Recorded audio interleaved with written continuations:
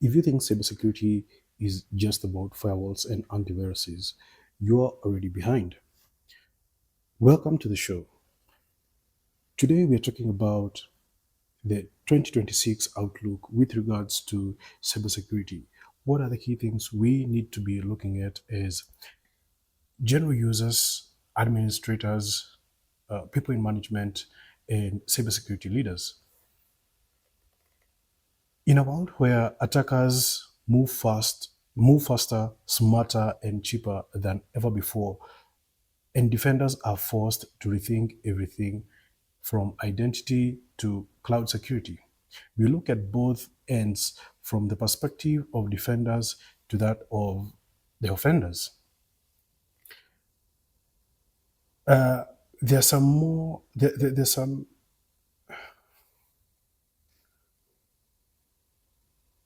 We will look at both sides of the divide, offensive and defensive, across some of the most critical areas shaping cybersecurity today: AI, identity, zero trust, quantum computing with regards to encryption, supply chain risks, and cloud and API security. So let's get into it.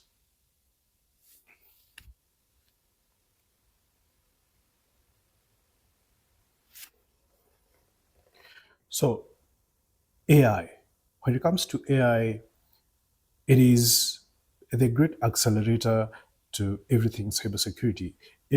Anything that was done using manual commands, scripts, now it is at another level with built-in knowledge about all the steps you can think of when it comes to uh, maybe ethical hacking, general hacking, offensive hacking that is not related to any good to an enterprise. AI is the great accelerator. So AI has become one of the most powerful force multiplier in cybersecurity for both attackers and defenders. Let us have a look at the offensive concerns we are looking at with regards to AI in 2026 and beyond. Now, AI has dramatically lowered the skill barrier for attackers. For example, anyone who wants to know how to enumerate hosts, you only need to go and type a prompt, and the AI will give you all the procedures.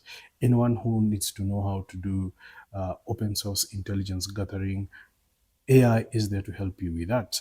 Uh, to scan various targets, AI will do that. When it comes to vulnerability assessment, exploitation, AI will give you the skills, the knowledge, all the data you need to do that. So, among the things that we will be paying attention to is AI generated phishing, highly personalized, context aware, multilingual, and emotionally manipulative phishing campaigns could be adversarially be generated by AI from now on 2026 going ahead as AI models get better and better. Number two, another area of concern with regards to AI is the issue of deepfakes.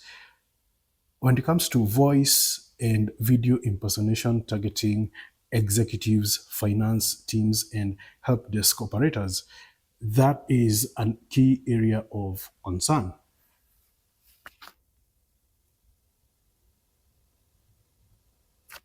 Then we can look at automated reconnaissance. Anything in cybersecurity that aims at exploiting, maintaining access has to begin with reconnaissance, essentially getting to know more about your target. Now, large language models will summarize and expose, we will summarize exposed reports, repos, breach dumps, and internal documentation in minutes, thereby, again, as we said, cutting the barrier of entry for any would-be attacker, right? Then we would go to another issue, which is malware evolution. Polymorphic malware during signatures, will be adapting. Polymorphic malware will be adapting to signatures in real time. I mean, you have set your intrusion detection system or your intrusion prevention system to monitor particular file signatures for the file-based malware. And without realizing that the malware, as it is perpetuating itself in a host, it will be changing its configurations, its file dimension, effectively changing its signature. If, for example, a signature is SHA-256 based or MD5 based, it will be changing very fast because this is a polymorphic malware. We will be looking at the proliferation of polymorphic malware, which will be effectively rendering signature-based detection a bit useless, so to speak. For the offensive technologies that will be paying a keen interest in with regards to AI, as I said, number one would be the LLMs, the large language models, the voice cloning and generative video models. Then we'll be also looking at automated exploit chaining and AI-powered social engineering toolkits. Then let's look at the blue team with regards to AI. Defenders might or must rather fight AI with AI, but in a responsible manner. So, number one, we'll be looking at behavioral based detection instead of signature reliance. As I said, polymorphic malware will be a key thing to look on how it evolves and develops. Then we will have the user and entity based analysis, the UEBA, identity of anomalous users and other entities, looking at their systems and the way they behave. SOC will be using models to help them analyze behaviors. You'll be using machine learning algorithms and models to be able to assist them to notice anomaly behavior in their systems. They will analyze entities and users.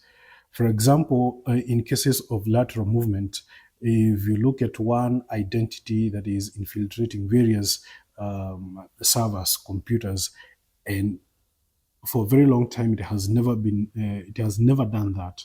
It is not an administrative account.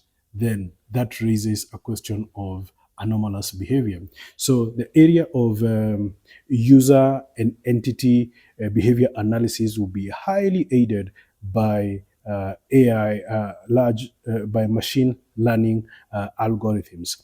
Then we'll be looking at AI SOC copilots to reduce alert fatigues and speed up in investigation and triage. Then we'll be looking at the issue of guarding against model poisoning and prompt injection. So that is from the perspective of defenders.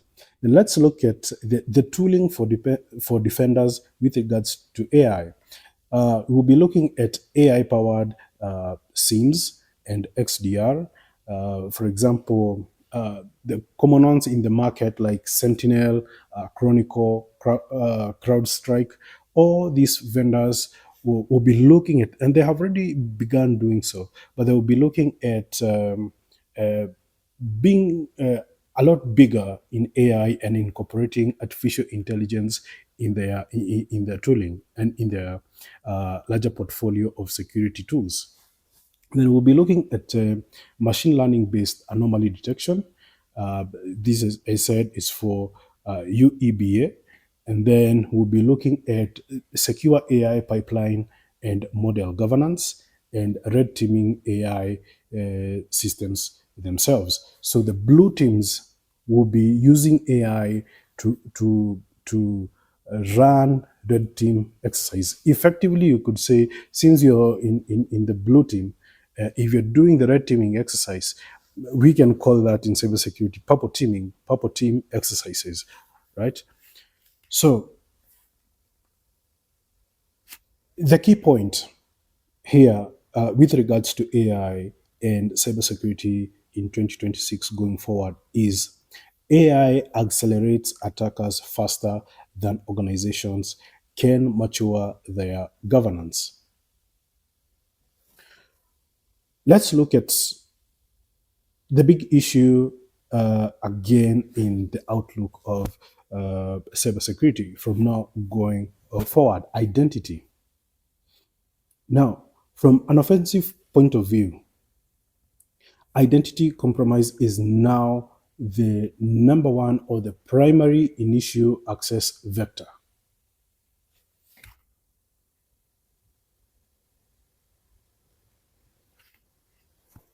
So, with regards to cybersecurity, the trends we'll be looking at will be number one, credential stuffing and multi factor authentication fatigue attacks. And we'll discuss further about MFA fatigue, which is quite saddening. Again, it begins from a technology point of view and ends up to a people point of view. And that's why in any discussion with regards to cybersecurity, the three entities that we mentioned of people, processes, and technology, those have to be keenly looked at. So, with regards to the cybersecurity outlook, identity is a key area of concern. uh, MFA fatigue and credential stuffing will be something to pay keen attention to.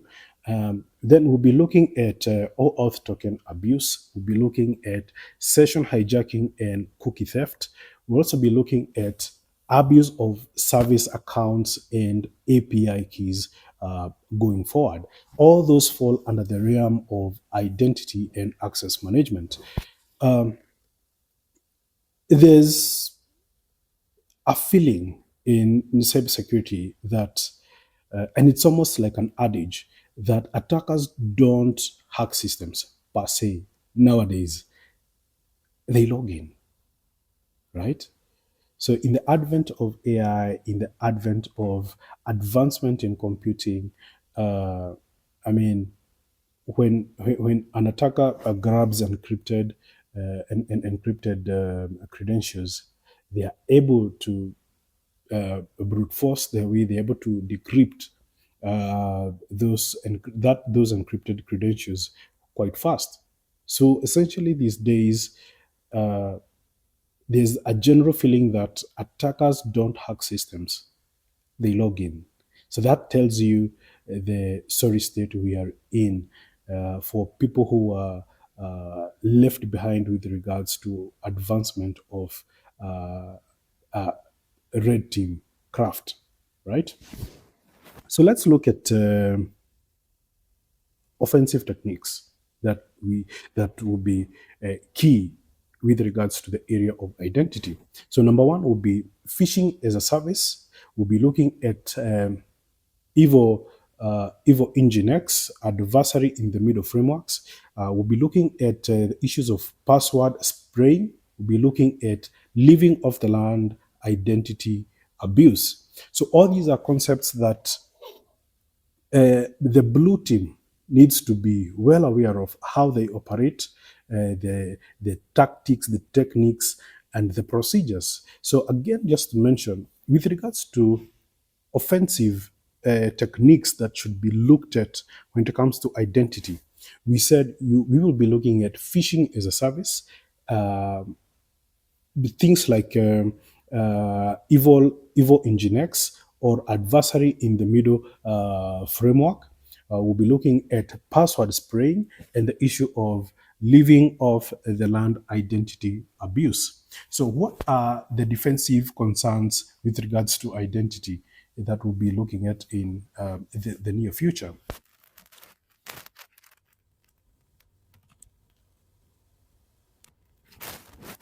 So, a- an attitude issue here. Defenders must assume credentials will leak, and therefore they should, among other things, enforce phishing resistance, multi-factor authentication, look at continuous authentication and risk and session risk scoring. Uh, Defenders would also look at the issue of least privilege everywhere, essentially now including service accounts. These accounts that are given to third parties, developers who are coming to maintain your systems, admins, even those have to be factored in when you're looking at the issue of least privilege. And that has now to say all the accounts, you have now to look at the modalities of factoring least privilege everywhere, right? And then the other issue would be identity visibility across cloud and software as a service offerings. So the defensive technologies that would be quite critical for identity going forward would be identity threat protection and response, ITDR, passwordless authentication. We're talking about FIDO2, passkeys, those kind of technologies. Then we'll also be talking about privilege access management, PAM. Most people who have SIEMs, who have firewalls, who have WAFs, do not even attempt to invest in a PAM, a privilege access management. And that gives me an idea. I think I need to speak about a PAM, questions you should ask your vendors, what you should be looking out for, the output, the expectation you should have when embracing a PAM, privilege access management. And then the other issue with regards to uh, defenses, technology with regards to identity would be conditional access engines. So in brevity and in reality, um, if identity falls, zero trust collapses with it. And that's why I classified identity as one of the areas we need to look at in 2026 going forward, right?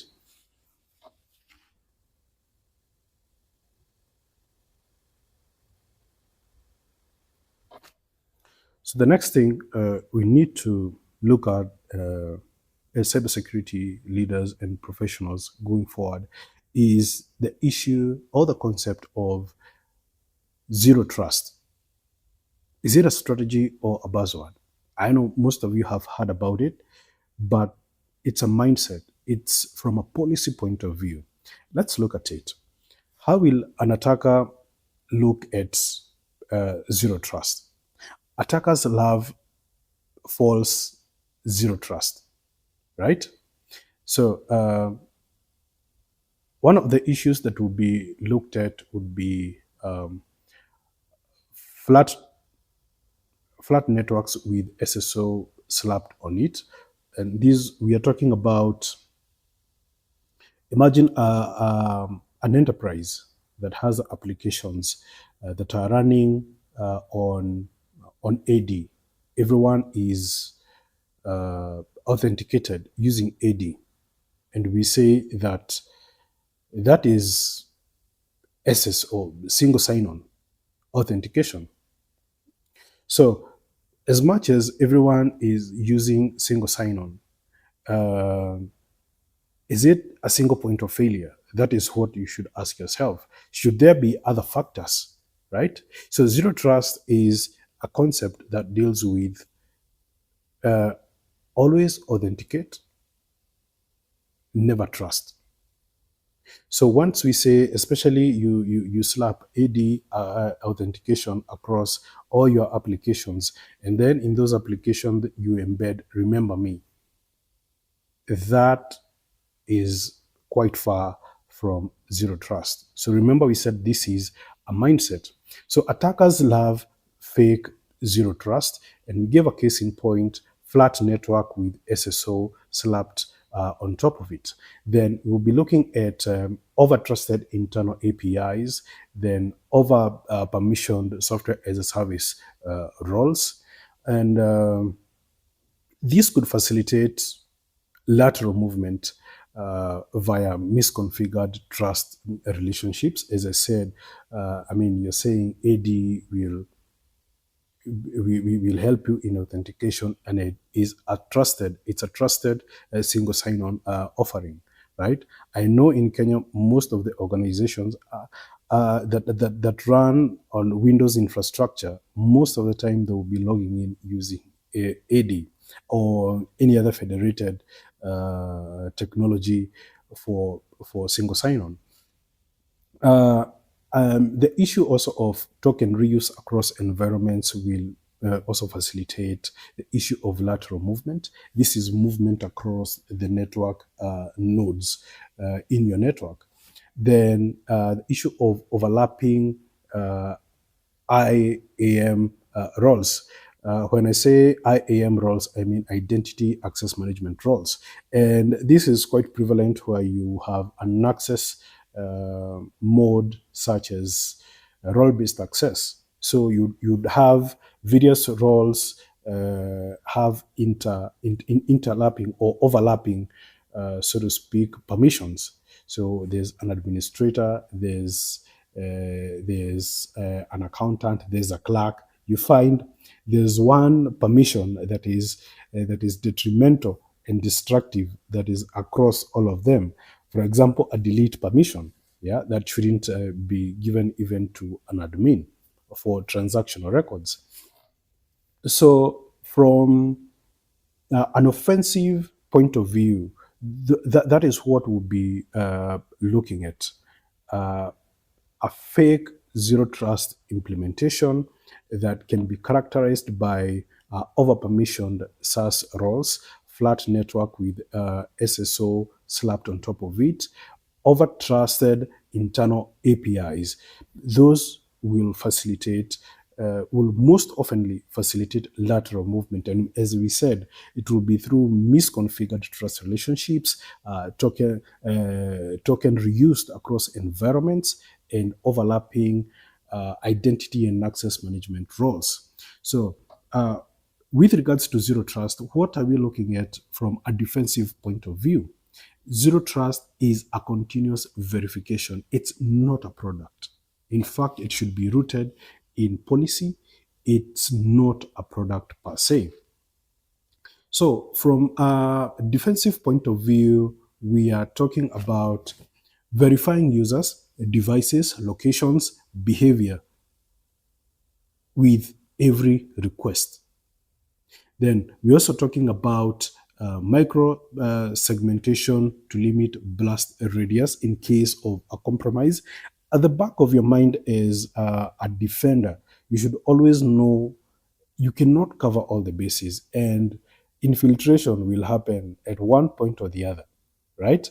So microsegmentation will limit the blast radius if you are compromised. Let's say one VLAN, there was a node that was exposed and an attacker was able to access. So if you have micro segmentation, and we will speak about these in detail, then this can limit the impact of an infiltration.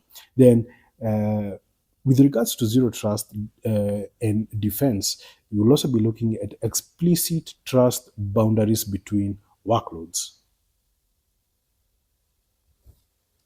So, what are the defensive technologies that will be likely come into aid for blue teamers or people in Security Operations Center?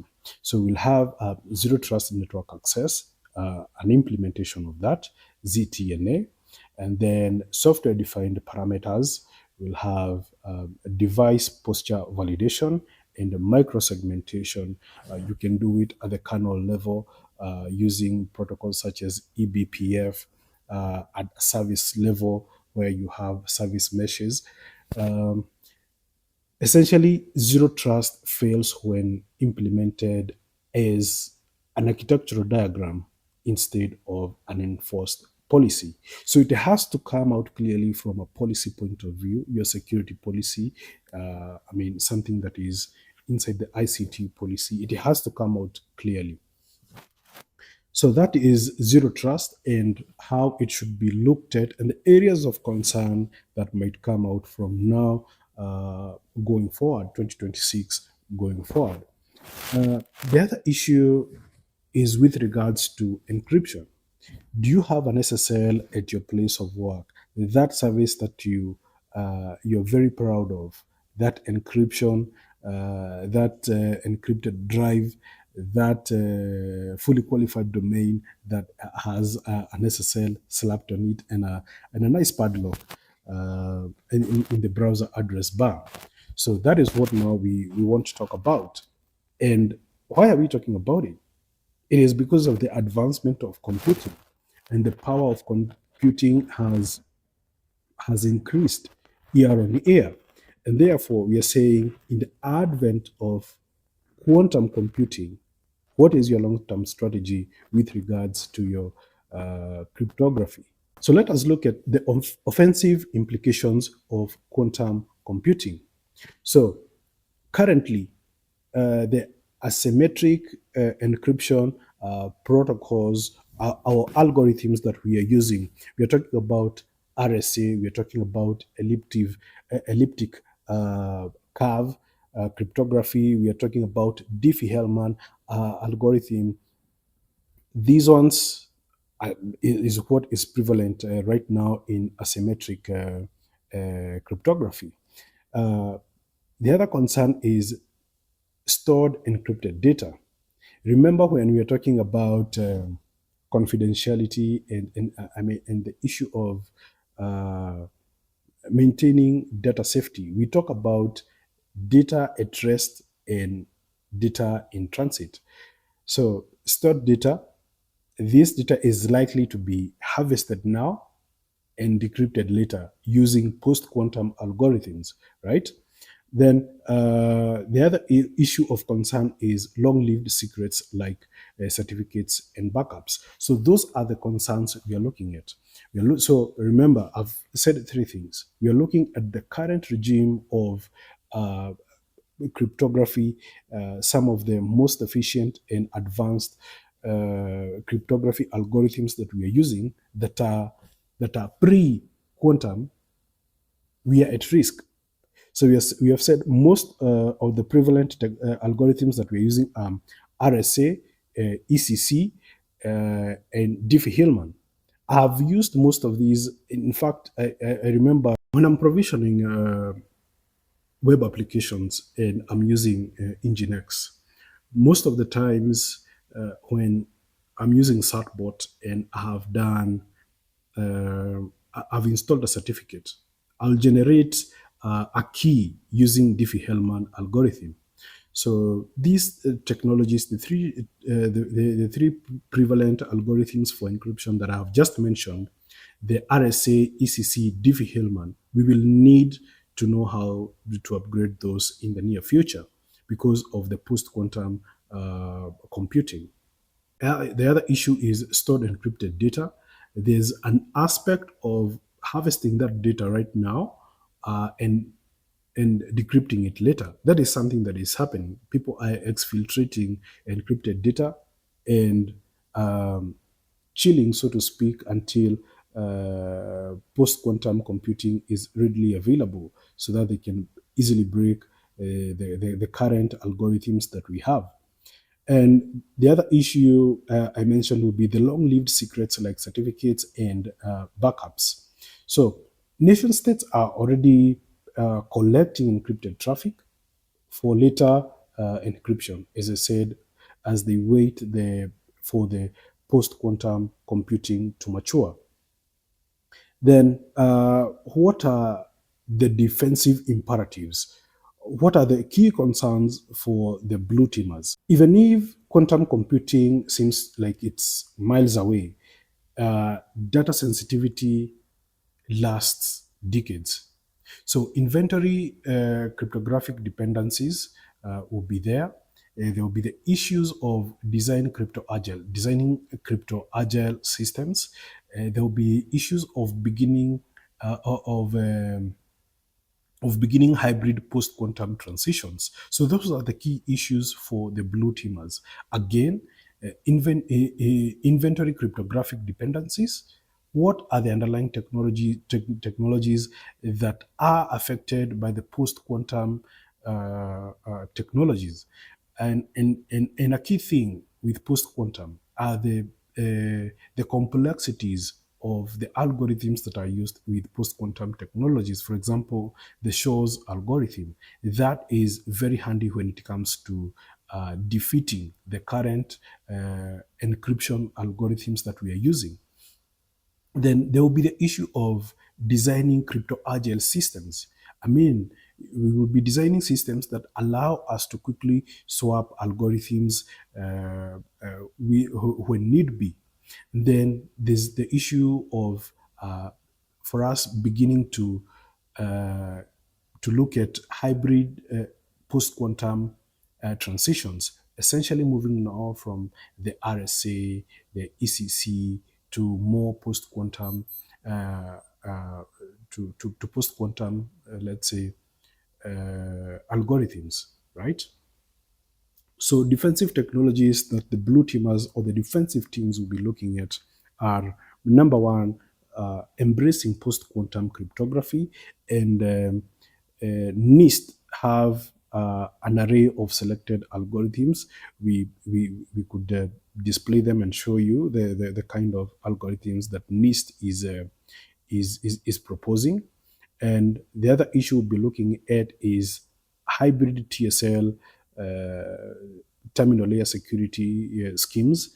And the other concern or tool or dimension approach that we'll be looking at is the issue of crypto agility frameworks. As I said, this is the ability for you to swap up one algorithm uh, with the other when you feel there's a need or there's an improvement with regards to safety reasons. You can swap up one algorithm and use the other. So that is what we'll be referring to as crypto agility frameworks. Then a key point to note with regards to encryption in quantum computing is that quantum risk is silent today, but catastrophic tomorrow. Let's look at the next frontier for cybersecurity that will be critical uh, uh, today and days that are coming. That is supply chain and third party risk, trust at scale. So, what are the offensive concerns with regards to supply chain and third parties? So, number one, we will be looking from an offender's point of view, from an attacker's point of view, we'll be looking at CI/CD pipeline poisoning, dependency confusion, com- um, uh, compromised vendors. The issue of compromised vendors. You remember there's an instance the Israelis compromised third party vendors when, let's say, Hezbollah were buying pagers, and when they were delivered, they turned out to be rigged pagers, and they were exploding one at a time, right? So that is a perfect example of a supply chain risk. The other issue would be, especially in software, would be backdoored updates. For example, the SolarWind style updates. A vendor updates something, but probably it is rigged with a backdoor, giving access to an attacker. Uh, the offensive techniques that should be embraced for combating third party risks are um, typo squatting packages, build environment compromise, open source maintainer hijacking.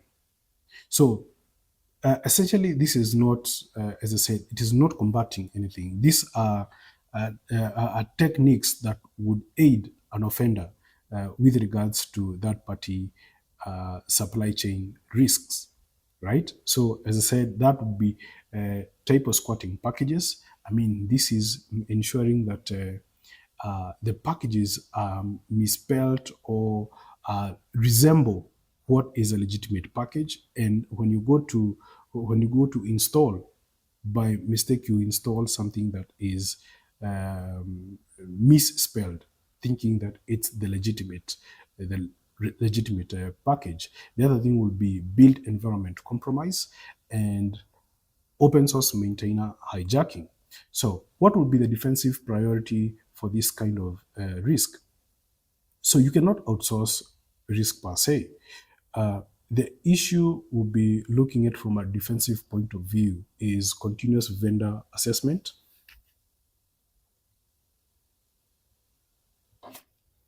Continuous vendor assessment, software bill of materials. You want to see a list of what has been used to ship to develop this kind of software. So everything should be itemized in a software bill of materials, all the dependencies, all the technologies that are there, implied and explicit. So, and when I said implied is when a vendor tells you this is a software, but it supports this kind of an integration. And remember now, when you go now to employ that integration in itself, if it has a dependency on a third party, that's another risk on itself. Besides now what has actually been used to build and compile this software package. So software bill of materials will be very critical for auditing how a particular product has been engineered. Then the other issue will be build integrity verification, and finally runtime verification, not just static scans. So what kind of technologies will be used by the defensive teams with regards to third party risks? So, number one, we'll have SBOM, or Software Bill of Materials tooling. An example is the Cyclone DX and SPDX. These are open source softwares for actually uh, helping in demystifying all the independent packages that have been used to create a software product. Then we'll be having SLSA frameworks. We'll be looking at dependency scanning and signing and continuous third-party monitoring. In general, your attack surface includes every line of code that you didn't write. So do not think that it's only the software that you have developed has issues or vulnerabilities.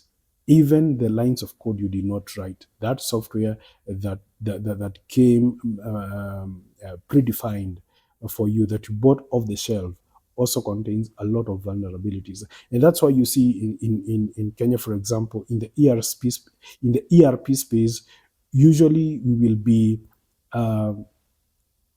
customizing, so to speak, a lot of these ERP products because they're not built for our markets. We have to customize them. And when customizing, inadvertently, we may increase the attack surface. Yeah, when we add other modules, other channels, integrations into these softwares. So that is that party. That is how that party risk will be looking at. We can quickly look at the issue of cloud and API exposure. From an offensive point of view, we are looking at cloud misconfigurations. We will remain low hanging fruits or prevalent across many people who are transitioning to cloud. And maybe we can have a bigger discussion around cloud security. Now, the major concerns around cloud area will be public storage buckets, over-permissioned IAM roles, insecure API with broken authentication, serverless function abuse. APIs are now the most attacked surfaces in computing. What are the offensive tools that attackers will be looking to use with regards to cloud and APIs?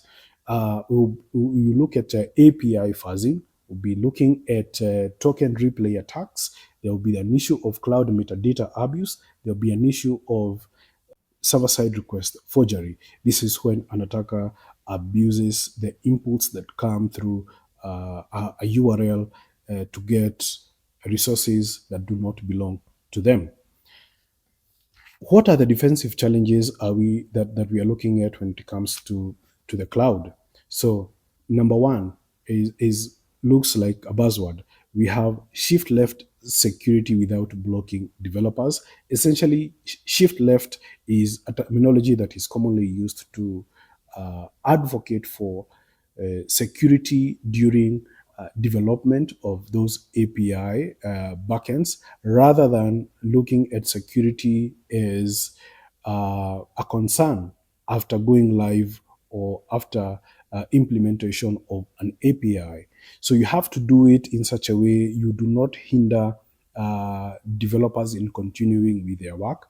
And some of the issues that defenders might be looking or trying, the approaches that may be trying to embrace, will be CI/CD, will be looking at vulnerabilities or exposures in an automated manner. For example, if you use a CI/CD pipeline, it might be able to tell you at compile time the vulnerabilities that are there. So the automation of looking at the security aspect when you're developing, when you're developing each module within the API, will be quite critical without hindering the deadlines developers have. So the other thing we might be looking as a defensive challenge would be runtime protection for ephemeral workloads. Ephemeral essentially means short-lived workloads.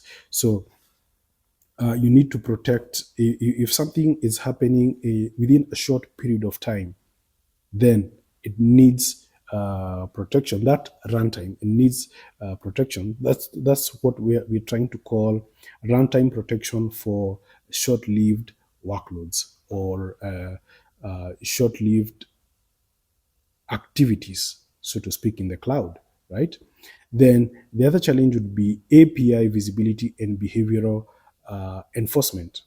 So, what are the defensive technologies that will be of key assistance in this area of cloud and API aspect? We'll be looking at cloud security posture management, CSPM. We'll be looking at CWPP, or cloud workload protection platforms. We'll be looking at API gateways with behavior-based security, and we'll also be looking at infrastructure as code scanning. So, in a nutshell, in the cloud, speed without security equals to scale without control. So those aspects we've just mentioned will be very critical from now on going forward as an outlook of 2026.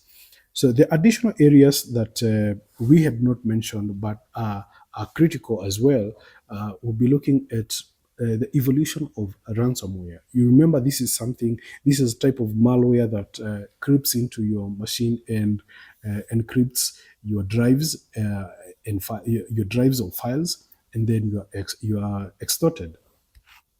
So ransomware evolution will be critical.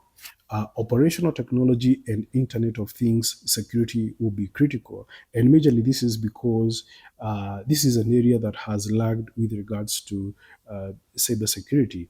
OT is an area in itself. It's a branch of in industrial control systems. Operational technology and IoT devices will be of a great concern because of legacy systems that have no proper patching cadence, safety and availability risks, nation state interest in infrastructure disruption. And then the other thing that is critical, and we cannot over mention it, it's the human risk. So security awareness fatigue, the issues of insider threats, malicious or negligence, the issues of burnout in a software operational uh, center team.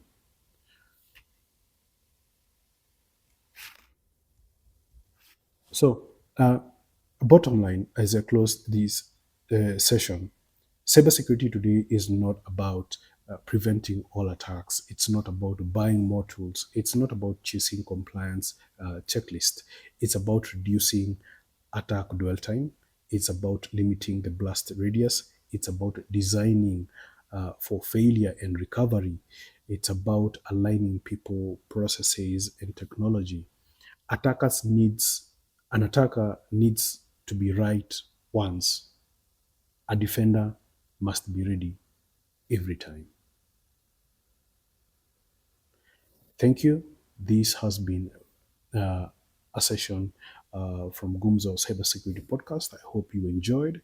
I hope these areas will be critical for you who takes care of an enterprise, for you who is in leadership. Um, Security is the responsibility of all of us. So long as we are aware, we are better, safer. Thank you. Till next time. This has been Gumzo Cybersecurity Podcast. I'm your presenter, Francis Mwangi.